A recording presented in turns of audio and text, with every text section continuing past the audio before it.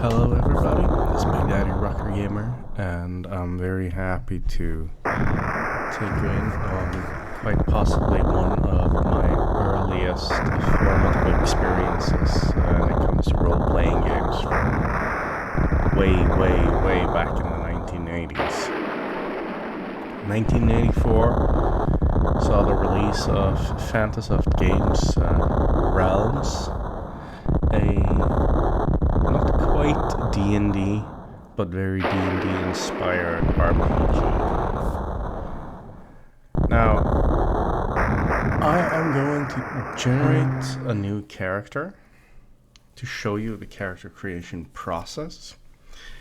And then I'm going to skip ahead and make a whole team of adventurers. And this will be done so that we can play through one of the scenarios here. I could have, of course, play the average scenario that everybody plays, the City of Bywater scenarios. For those of you who don't know, we have different adventures installed here, and once you select one of them, you get to play that specific adventure instead. City of Bywater is the tutorial mission that everybody had access to when this game released. But as you see, Prelude to Pestilence, Assault on Giant Mountain, Destroy the Necronomicon, Castle in the Clouds, Grillok's Revenge, White Dragon, Mithril Vaults, Twin Sands of Time, Trouble in the Swordlands, War in the Swordlands, Dagger of Silence somehow doesn't work for me, and Half Truth. There's also user-made scenarios, and some of them are showcased here, but I don't actually have them installed because this game is difficult to find nowadays.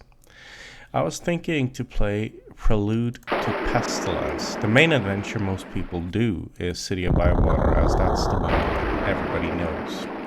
But Prelude to Pestilence is one of the earliest additional extra adventures that was made. And it has a recommended level start. When you start an adventure, you will see that the adventure here recommends level to 30. So some of these characters, if I just add them in and add up to recommended levels 30 in total, divided over 6 characters, then I get to play that adventure. Of course, you can go in with higher level adventurers, but if you do, all the experience gains will be much lower, unless you turn up the difficulty, which is also a possibility. So this means that even if you bring your level 400 characters in, yes, you can apparently reach as high as level 999 on a single character. If you go over 1,000 levels, the game sort of just crashes. But you can reach 999 levels, which is pretty hefty. So let's assume you take your level 400 character into City of Bywater, which has a starting level of 6, meaning 6 first level characters. That's what they expect you to go into it, but you're going to be so vastly over leveled and outgearing everything that you're just going to smash through the entire adventure in no time. No challenges, no nothing. Unless, of course, you turn on mega monsters and ramp up the difficulty. But even so, it probably won't be difficult. Now, as for the character creation, first you start with a name. I haven't really given it any thought about that, but I'm currently watching The Wheel of Time. So let's just do the naming after that and go like this. Randall Thor. All right.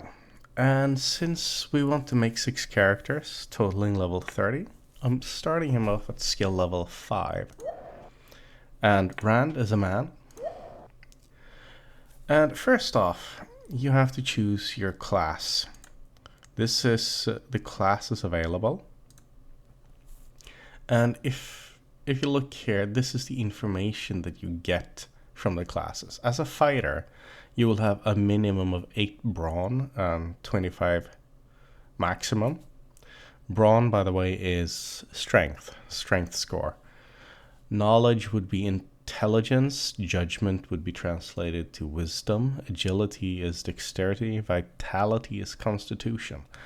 Luck is, it's not a charisma stat, but it's kind of like the odd stat out, just like charisma is. So you can recognize these traits for what they are. And sneak attacks do triple damage. Major wounds is another fine word of saying critical hits. And this is the percentage chance of scoring a critical hit. And every time you level up, you gain plus 1% at critical hits. Acrobatic acts is a non-combat action that you can do. Detect secrets and detect trap and disable traps. All of these are considered thief skills, except turn undead, which is something only priest classes and hybrid priests do. And force lock is based upon your character's brawn score into just smashing open doors.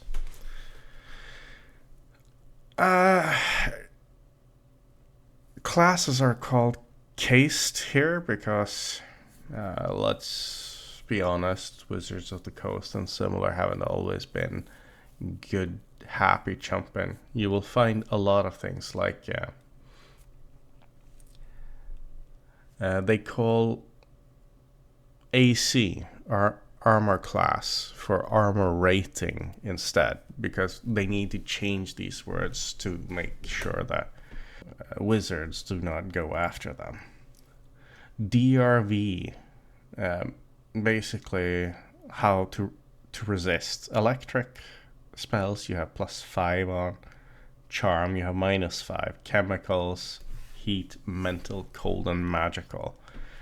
And here it says sorcerer, priest, and enchanter. Those are 3 different spell lists.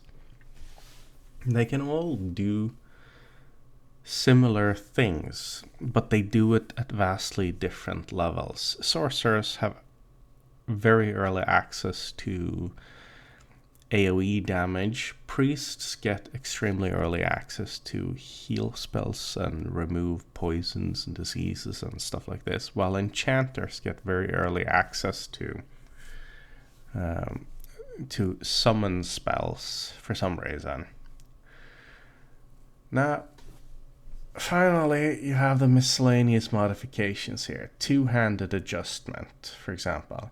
If you wield a two-handed weapon, you get +10 damage with two-handed weapons. Starting age, youth. Age has something to say, because once you climb into the age categories, your stats change. And going from youth to prime or young adult, for example, is very beneficial because you gain a lot of physical stats. But once you get from prime and you start going into old and venerable age, you start to lose those physical stats again. And yes, there are spells and effects that will age you faster. Movement points, bonuses to your moves. Movement is a very restricting factor. Max attacks per round, up to 6 attacks.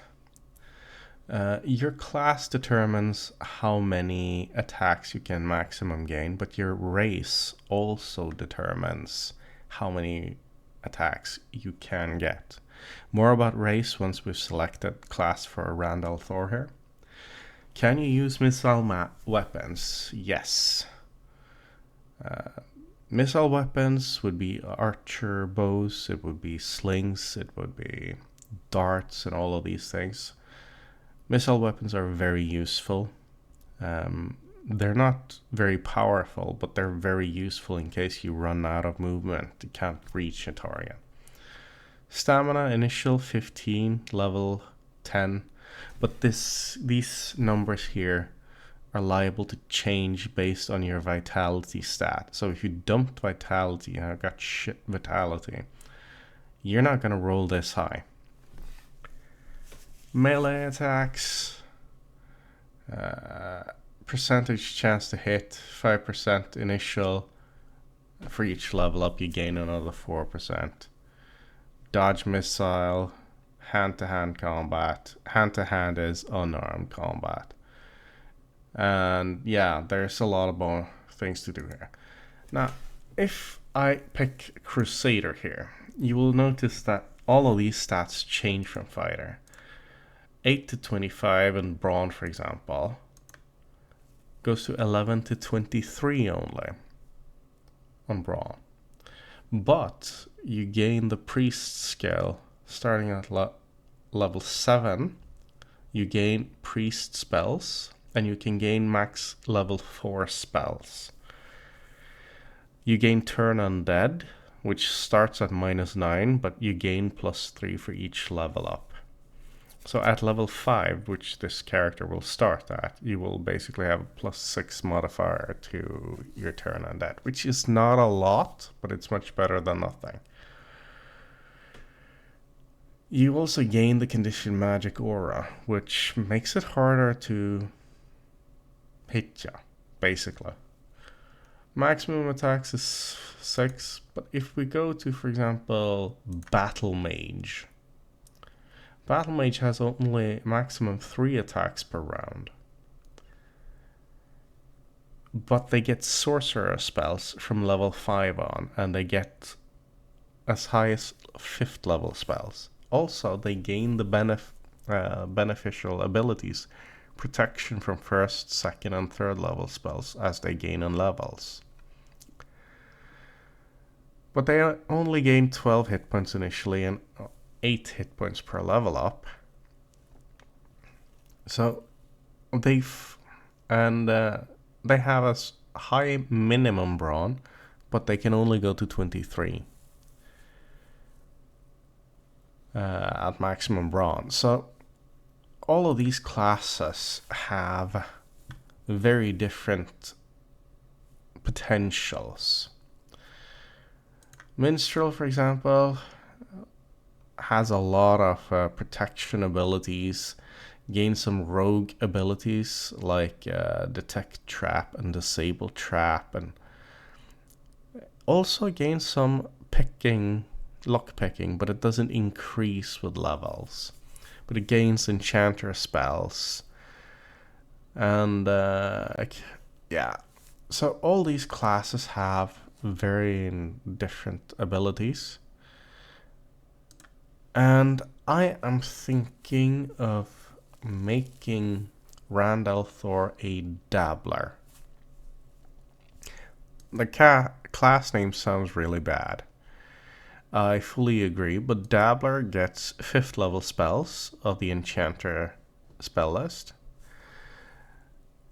And but doesn't gain increases to critical hit.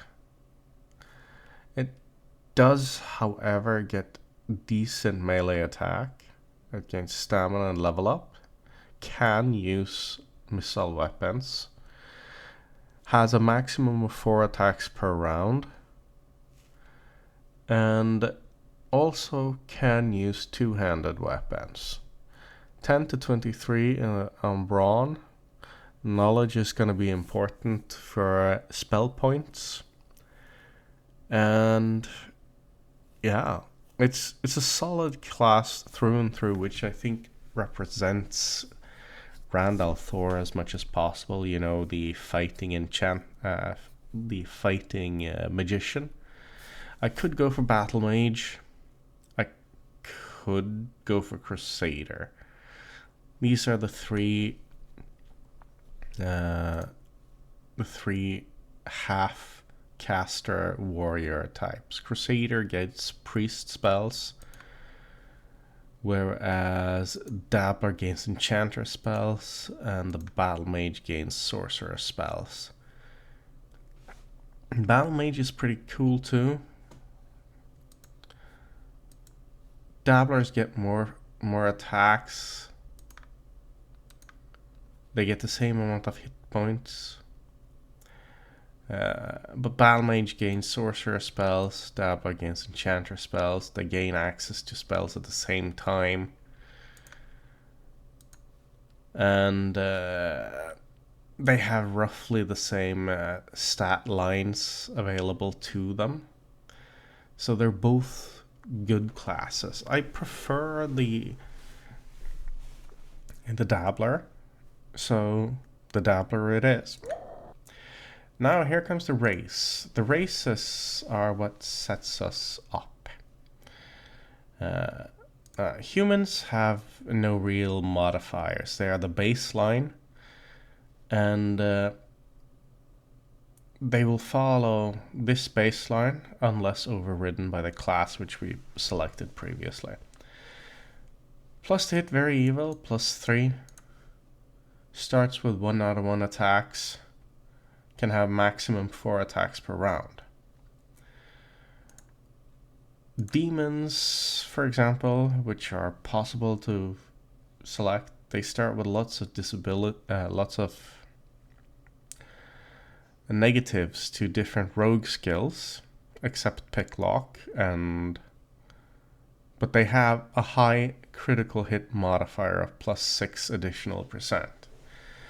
Their stats are different from humans in their baselines, but they get fire protection at first level, so they take very reduced damage from fire, but they have a 50% damage increase by cold spells.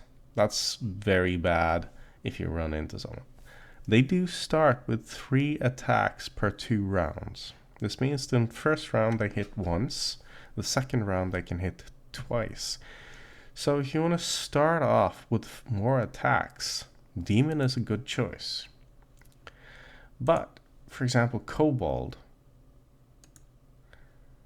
is one of the few races that can have max attacks 6 per round, and they start with 2 attacks per round. But they have very, very low maximum stats. For example, their brawn is 5 to 21. In the case of the class I chose, the Dabbler, they will start with a minimum of 11 strength. But even though the maximum of the class says 23, the maximum of the Kobold says 21.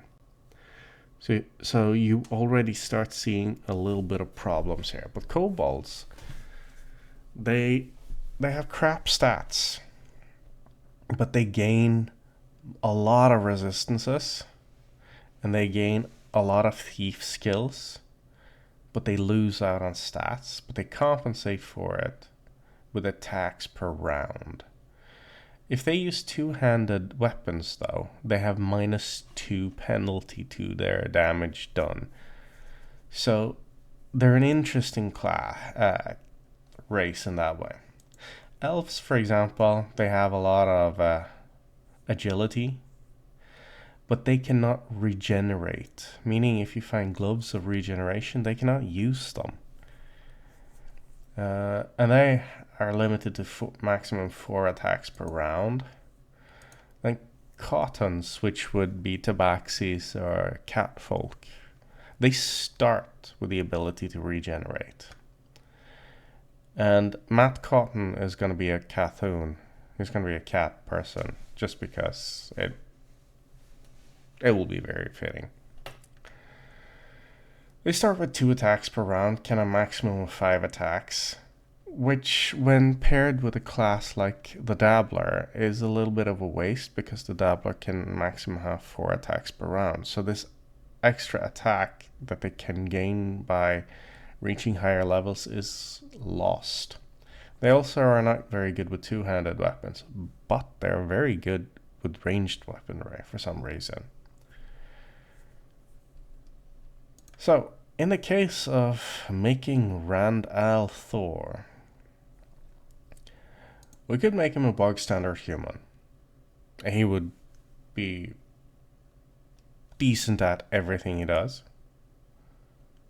He would not be standing out in any way or any capacity, but he would just be good.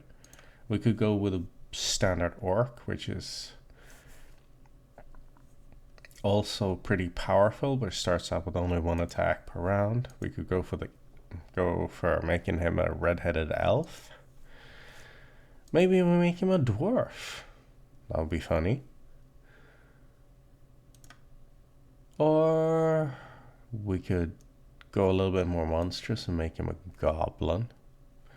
Goblins are really bad with two-handed weapons, by the way. But hobgoblins, on the other hand, gets a plus 10 damage adjustment. They're very good with two-handed weapons. And orcs gain a plus 15 to two-handed weapons. That's a massive, insane amount of damage. But they suffer a lot of minuses on a lot of other things. Now,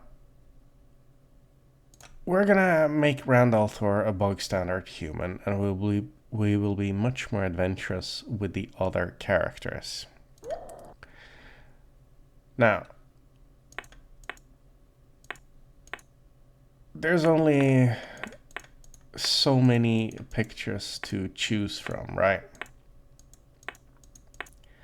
So I'm thinking we'll just go with this one. This will be Randall Thor. I could, of course, choose to go with one of these ones instead, but if you click to see more, you get to see the other races, for example, kobolds and stuff like that.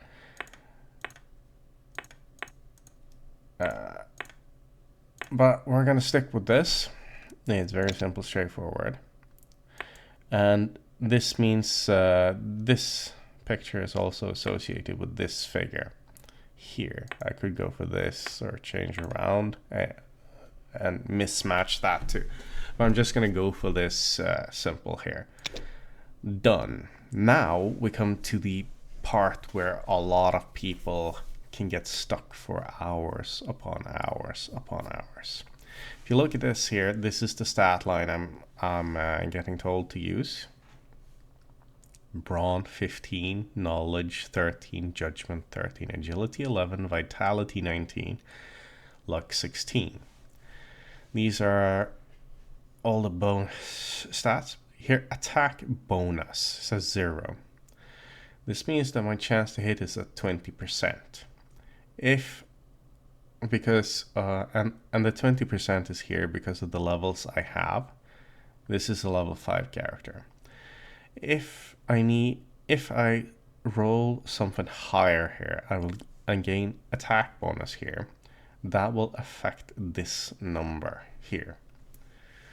Damage plus 0, because my brawn isn't high, it's very average. Stamina, though, is pretty good. 52 hit points at level 5, that's pretty damn strong. Spell points, 40 out of 40. And you don't get spell points until you get a high enough level to actually gain spells. So starting out with 40 spell points at level 5, when you have a character who's not gaining spells until level 5 is insane. You normally only get like 10 to 20 spell points on level ups, so starting with 40 right out the door is very powerful. Attacks per round, 1 attack per round, that's all you get. And spell selection points, 3 points. This is the key. 3 points means you can choose 3 first level spells or a single second level spell. But this number here is affected by either your knowledge or your judgment score. So if those are higher, this will be higher too. This is a decent character as he is now, if you want to just run a adventure where you send him in, he got a lot of hit points and he got a lot of spell points, and then you hope by level ups he gains high percentage to hit, and you equip him with abilities with gear that further ups this chance. You enchant him with spells that increases this too, and suddenly you have a viable murder machine. But we are gonna hit reroll. And now it changed. You see, brawn went down, but knowledge went up. Knowledge is the skill we use to spell selection. You see, this number went up. That's the number that tells us how many spells we get to select. I am not entirely happy with this still. Stamina is good, decent at this point. Spell point is very good. But the brawn is so low, and the agility is really low. Agility, just like dexterity in D&D, increases your armor class, so it's always an advantage to have it. So we're gonna hit reroll again. And it seems to only be getting worse for each time I hit reroll. So I'm gonna reroll again. And again. And again. I might skip forward until I find a reroll I'm happy with. This one's pretty good. Gives me a lot of selections of spells. Still no bonus damage for brawn, but both stamina and spell points are pretty strong. I could actually work with this. There are ways to increase your stats, so this isn't necessarily the end all be all. I can work with this one. It's not horrible.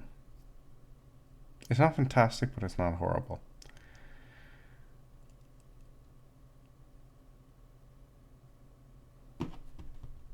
I'm gonna reroll.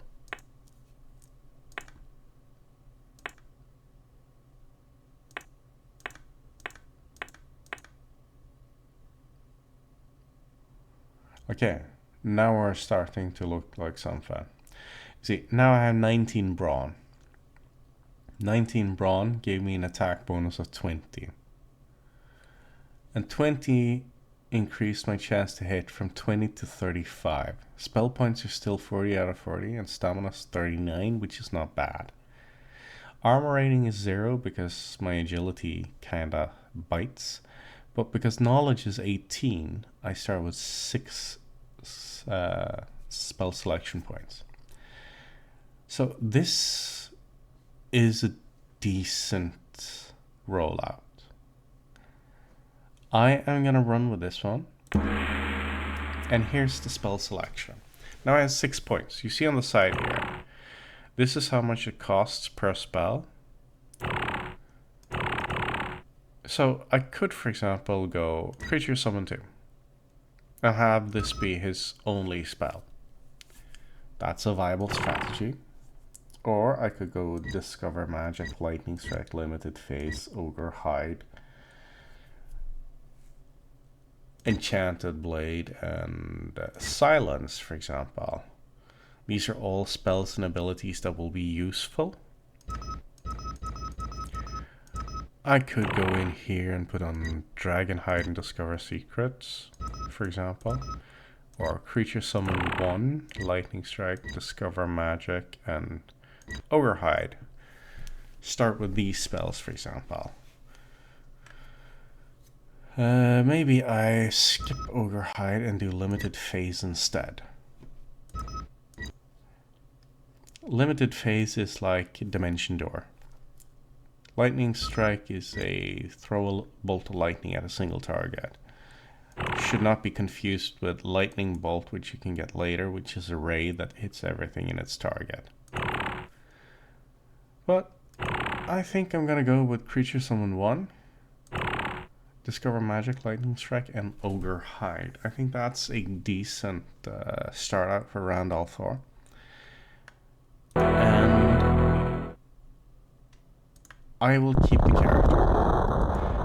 Now I am going to skip ahead, but I'm going to make this 5 other characters, which will be part of the crew that will go on an adventure together. So I will skip ahead and I will see you at the end of character creation. Alright, here we are with our newly made up adventuring party. First out is Randall Thor, Matt Cotton, Perrin Ibarra, Egwene Alver, Nynaeve Almera, and Min Farshaw. I'm gonna quickly start this adventure, then I'm going to present you for these characters, and then we will start the adventure for real. Welcome to Prelude to Pestilence. Have fun and please support Fantasoft by registering this product. See chapter 3 of the manual for an order form. You awake. Your head is pounding. You are so groggy. Last thing you remember, you were sitting in the Red Dragon Tavern shooting dice with a young lady. You remember how her gaze held you so, almost magically. Hey, where's all our gold? After recovering from your loss of gold, you realize you have no clue where you are or how to get out. And with that, I'm going to save the current game. And we are going to call this Wheel of Time. Let's play Prelude to Pestilence. Here is Randall Thor. You saw me make him. Matt Cotton. He's a kitty cat from the race of Cottons. He is a bard. He has decent stats, but he's mostly about critical hits and eventually gaining some spells later on, but not a lot of them. He has 3 attacks per round. He's pretty good, but he's not very good at fighting undead. He will eventually gain some small enchantments, but I'm thinking Bard is the most decent fit for Matt Cotton as he appears in both the books and in the series. The cat race, because I don't want to make 6 humans. That's kind of a little bit boring. Perrin Ibarra, he's a dwarf fighter. He doesn't gain any magic. Unfortunately, there's no class here in this game that allows him to have a pet. So I cannot give him a wolf pet or anything like that. I would love to give him Hopper, but there is no possibility for doing this. Being a fighter, he swings around a big-ass axe or a big-ass hammer. We'll find both, and we'll see what he ends up using most of the time. I will aim to get axes and hammers for him, because that's what he does in the books. I will see if I can get Matt to get some sort of a spear, maybe, but I think he's going to end up using scimitars. Randall Thor needs a bog standard longsword. Now, this brings us to our first offensive caster, and that's Egwene Alver. And she's a warlock in this run. And she is a leprechaun, because leprechauns are fun races, are they not? Unfortunately, the choices for races once you select the warlock class was very limited, and I didn't want her to be an elf, and I didn't want her to be an orc. And the more I thought about it, it didn't really make sense for me to have her as as a vampire either. She has a decent amount of spell points, very low stamina. But that's what you get for being a very aggressive caster. She started out with high knowledge, which means she has a little bit of extra spells compared to the other spellcasters. And here is Nynaeve Elmera. And Nynaeve Elmera is our designated healer. She's a priest. I picked the race Demon. I know. Since I just said I didn't want to use 2 monstrous races. But the Demon is just too good. Especially for a spellcaster like here. You will see she starts with 71 spell points versus 79 here. And she has a decent amount of attacks. For a priest, this is very good.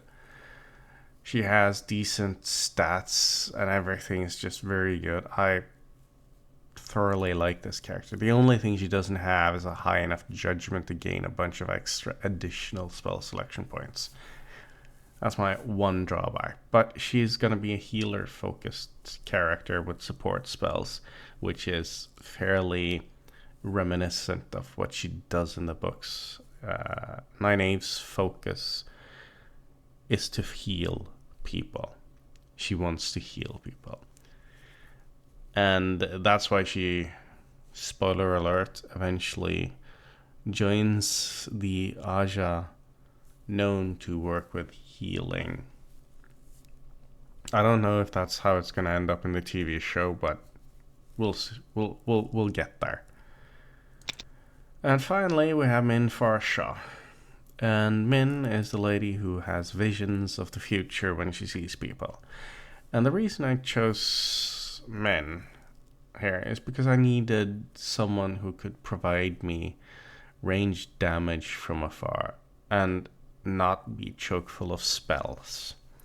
And that means Min makes an excellent marksman, and I picked up the pixie race for her because why not? She has relatively low stamina, but she has a decent percentage to hit with missile weapons. She has a lot of attacks. She can gain as many as 6 attacks per round when it's high enough in levels. And I think she will be a fairly lethal killer. Now, I haven't yet seen what gear we have, so I don't think it's a lot. Rand starts out with bog standard gear. He doesn't even have a chest armor. Matt, at least, they gave him a leather armor and some short swords. Parents started out with a broadsword. We're gonna swap that out for an axe or a hammer as soon as we can.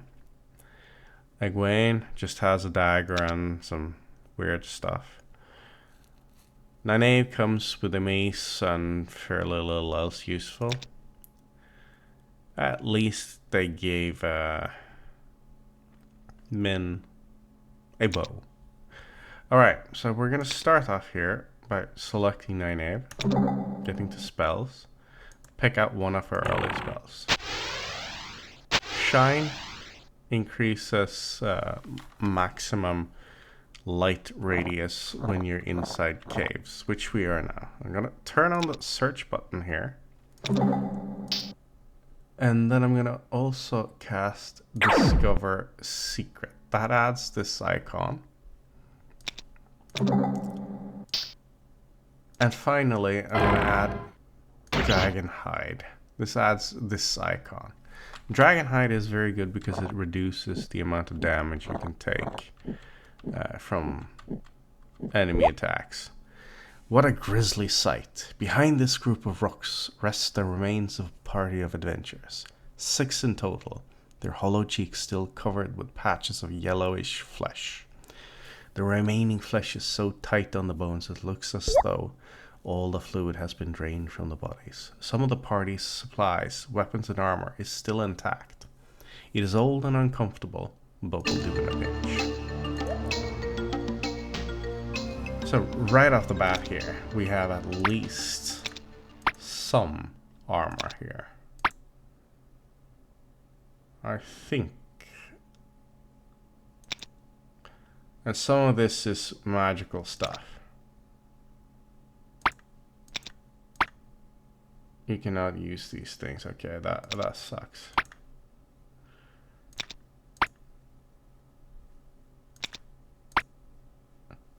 Now.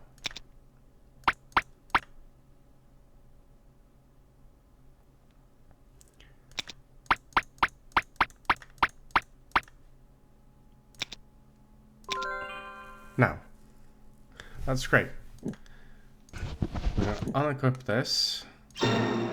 No one is able. Oh. And equip the plate armor. We're gonna unequip the broadsword. And equip the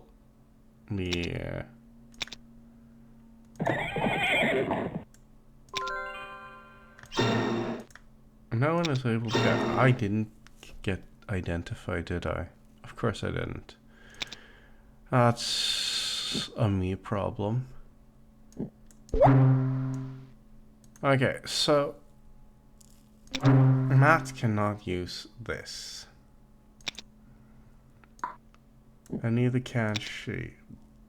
But Rand can. Can wear more.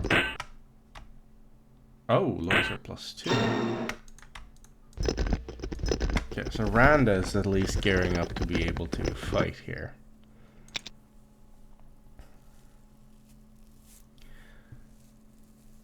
And let's see. Yeah. Plate armors are always better than chains when you can use them. So you can. I don't think Min is able to use chains. Let's see. Oh yeah, she is. No wait, that's the wrong character. Oh man, cannot use chain. Okay, fair enough.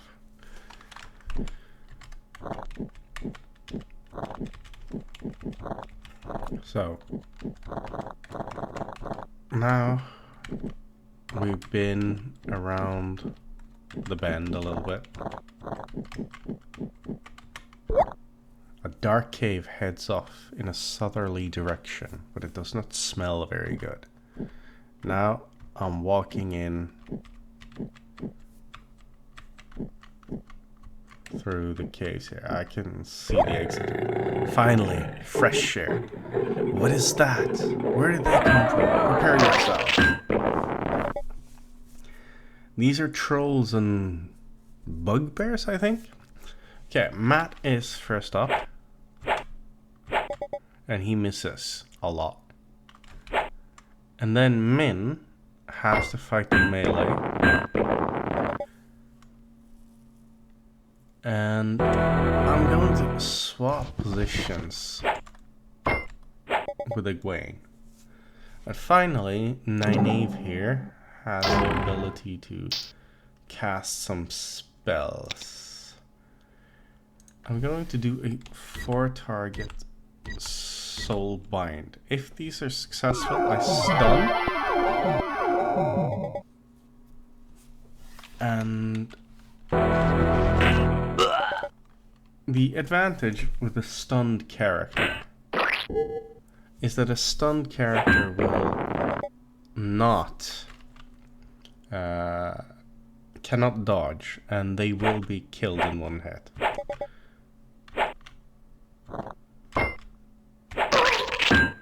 Ow. Min is taking a lot of damage here.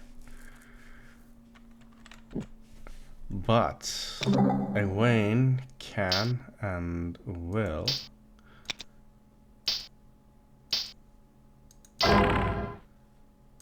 do a creature summon.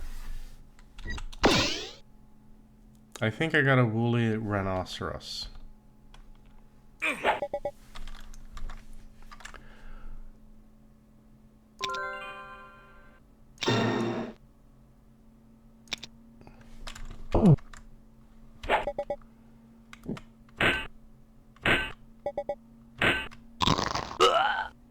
Ow, wee. That poison killed me.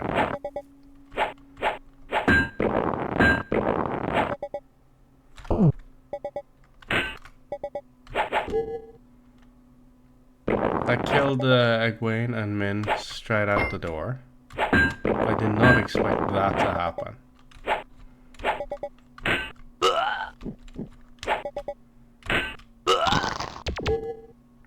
That was brutal.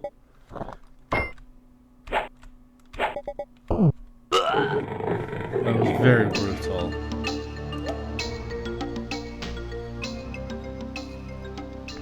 I don't think I need any of this. Having defeated the beasts, you wonder where they came from.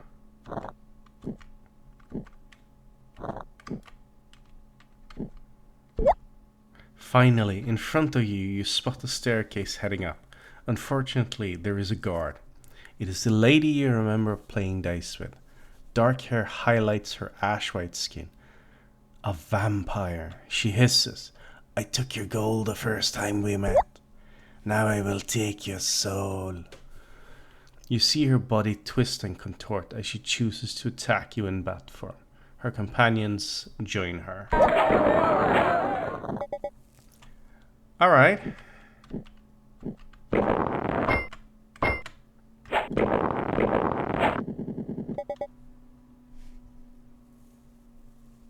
Turn on that? Nope.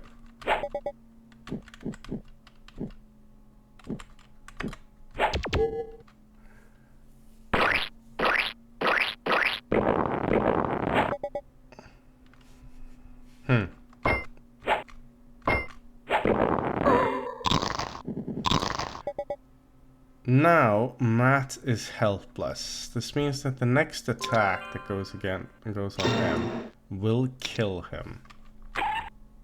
Need stronger magic.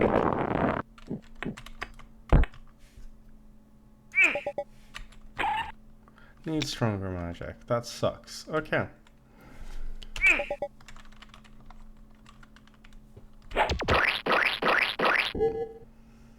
This might be a very bad fight for me. Oh my god.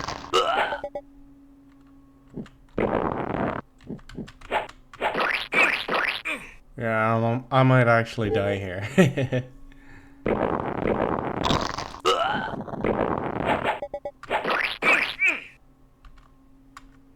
I did not expect to have I did not expect to run into that sort of enemy that early, but it is what happens. And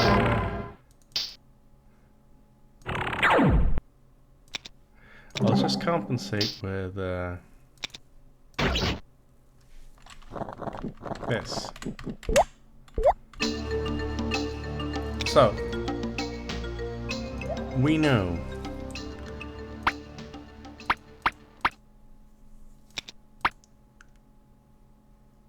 now know that there is at least a few of these things here.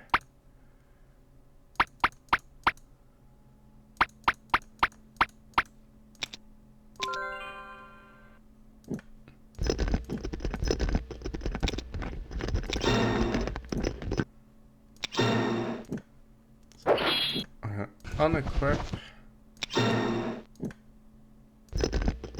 and we're gonna do this.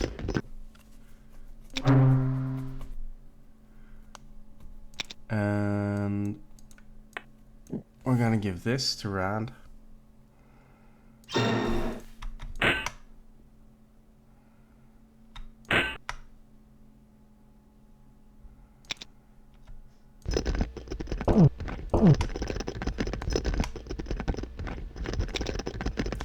that is as ready as we're gonna be.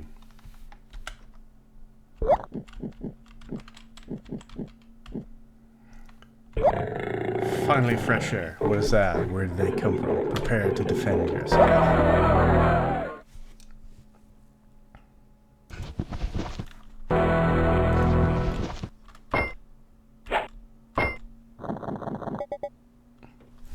Now, we have Min in a much more advantageous situation.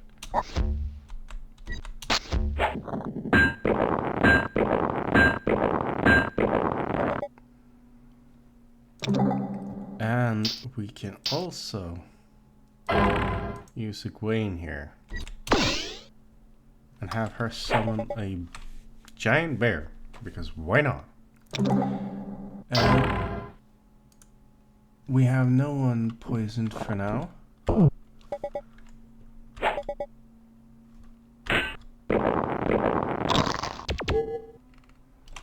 It's already looking better.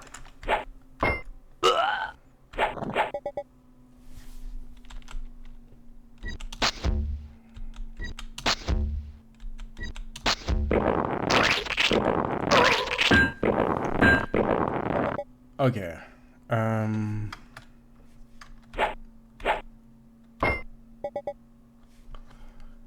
You.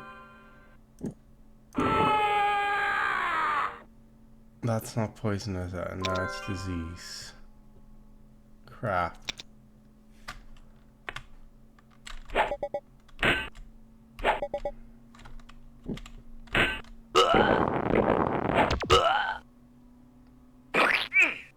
Okay, that's good. That's good. I can live with this.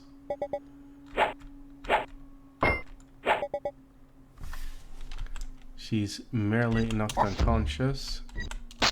She's not dead.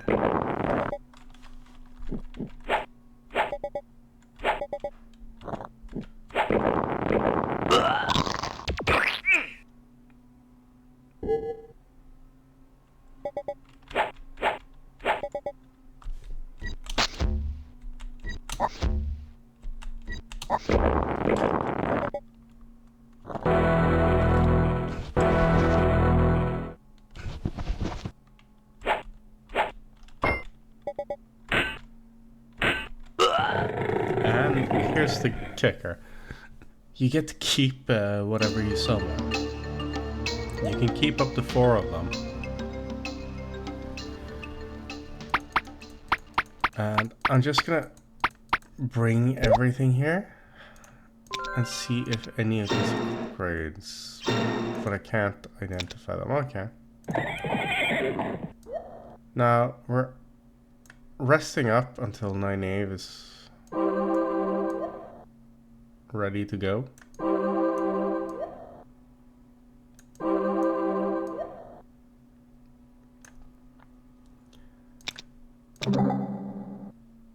And then we're just going to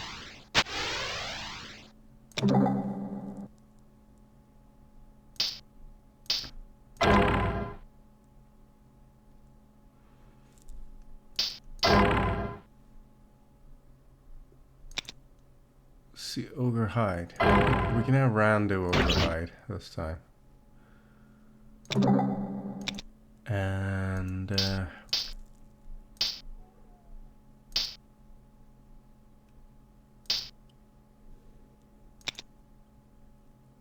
yeah, we'll run it like that. Just quickly saving. And then working our way out.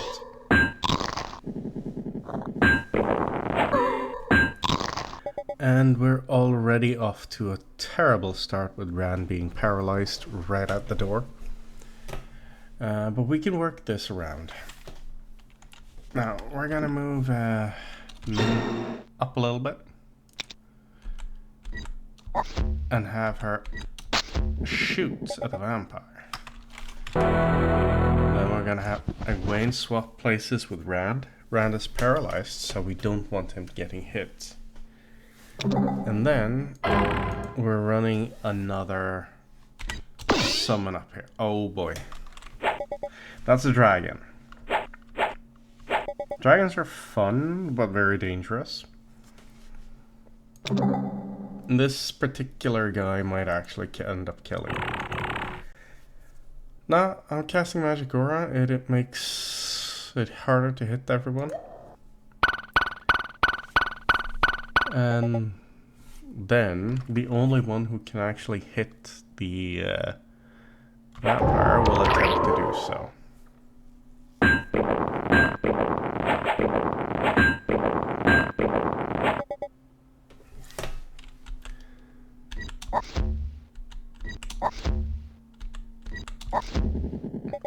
Three misses. That bites. Okay, so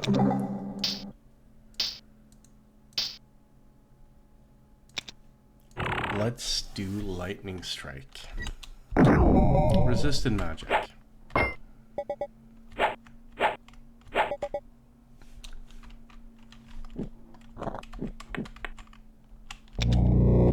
Turn Undead.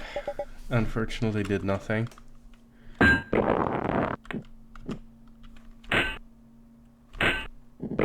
Well, a double hit on the vampire from Perrin is very helpful. My dragon might die next round. That's unfortunate. And the vampire is down. Okay, good.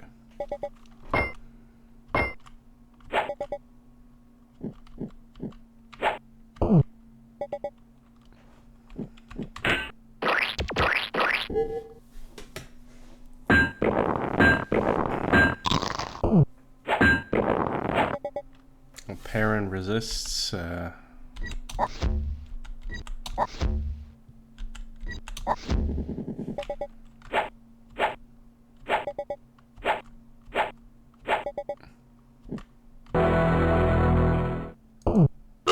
Yeah, I'm just killing the dragon because dragons in general are problematic to work with.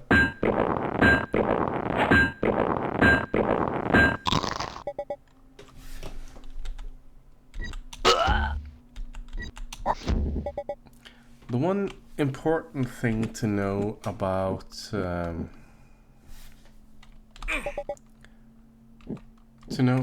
ranged weaponry is that it does sometimes bypass magic resistance. Which means if you get told that you can't attack this enemy because you need a stronger magical weapon, get some distance and shoot at range. Summons, of course, don't have this problem at all. I'm gonna swap away Nynaeve because she's stunned. Yeah, the "hia" sound was the hand-to-hand sound effect.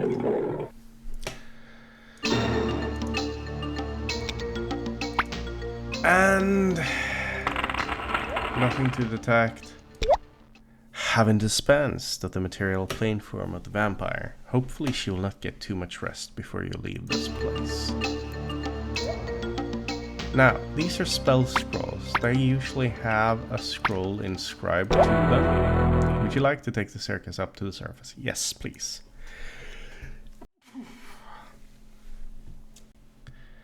Now, we have a bunch of disease here. So, I'm going to heal disease on Egwene and Matt. And then we need rest. And we'll do disease on Perrin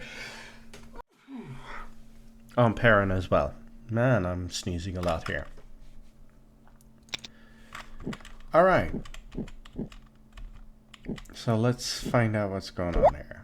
Huge iron doors loom in front of you. Seemingly impenetrable, these massive iron doors rest on hinges the sizes of a full-grown man. You are facing the main gates to the city of Mountain View. The town guard peers through the slits crafted into the door, and after mutual agreement that you pose little threat to them, open the door. One guard steps forward. Please greet the mayor at the town hall at your earliest convenience. The town hall is a large building due north of here. He will be waiting for you.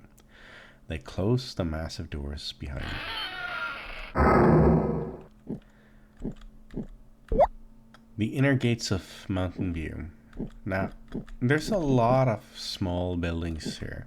And by going on to them, man of large girth and equally large smile invites you into his store. Come in, browse all you like. He sits down in a wooden chair and rocks backward, resting cocked against the counter. He sells weapons. All types of weapons. Now,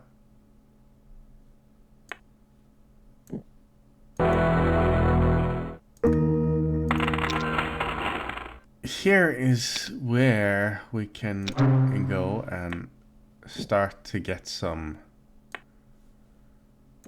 stuff. The first place where we can really...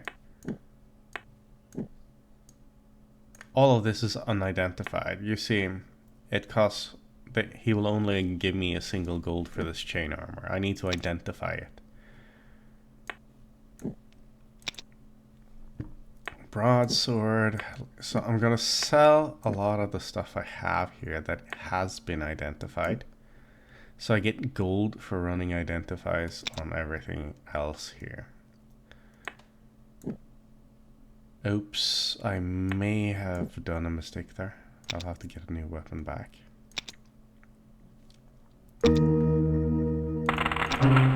This, and then I'll go in here and pay to identify.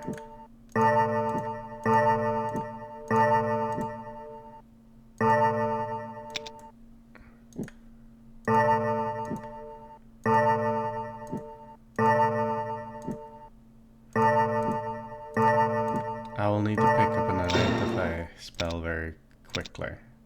Next time someone with the ability levels up. I cannot go around doing this. That was a gross miscalculation on my part. It will not happen again. So, let's take a look at the gear I have. First off, we have Rand. And there is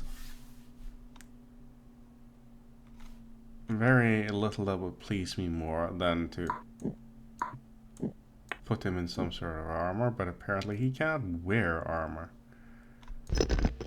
He can't. Chain armor. It's Egwene who can't do it, but that's okay.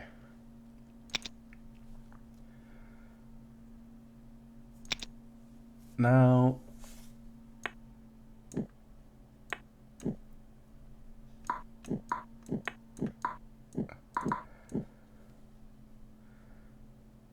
I'm unsure of what kind of weaponry to get for men.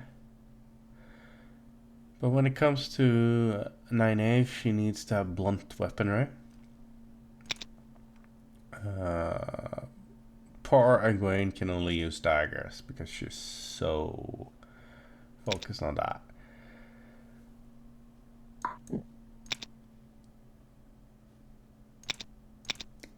But let's see, leather gloves, she already has those. She cannot use that, okay.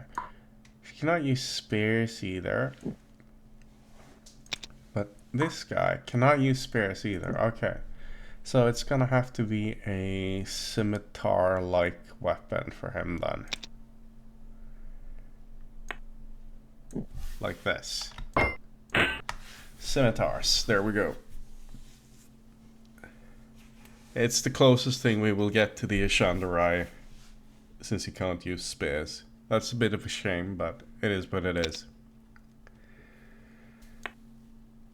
And we will strap a shield on him as well, because shields are pretty useful.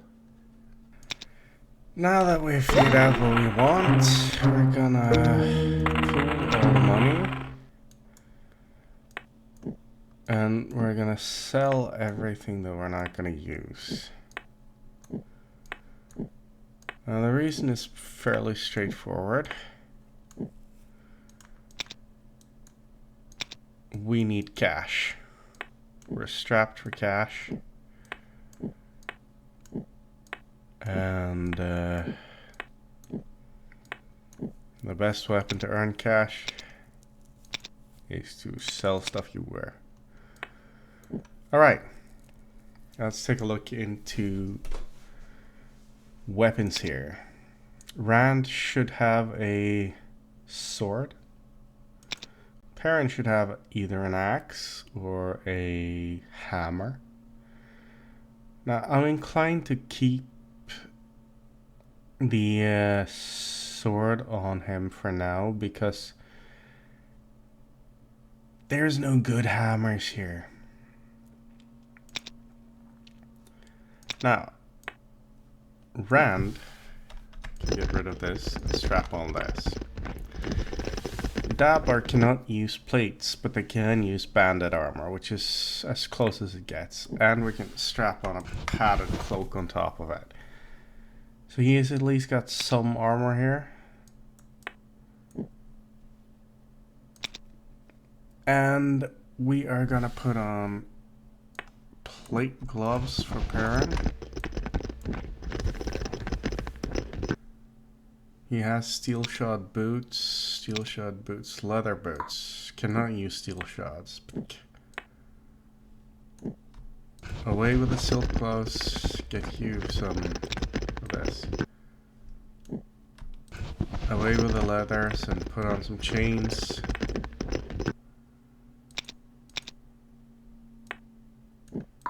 Cannot use iron cap, but you can use the leather cap, okay? We gotta do what we gotta do.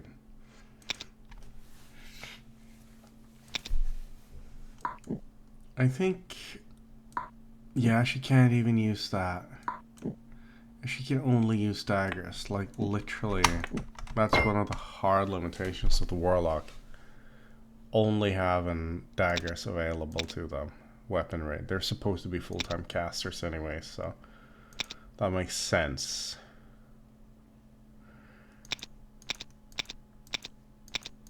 Yeah, I don't think... let's see here. Yeah, I can get a cap for my... and chain gloves.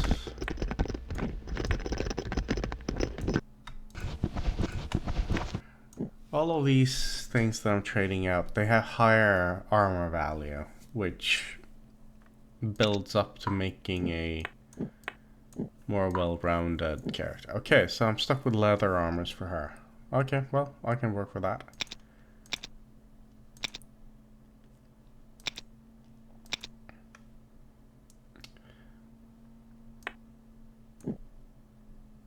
Do we have... no, we don't. Okay, well, that's not so bad. I can live with this. It's not the worst. Yeah, if you see here, I have moved. When I pull everything,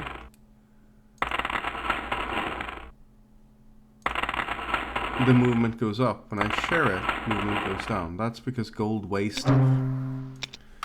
So there is such a thing as too much gold. Now with that said, I think this is where we end.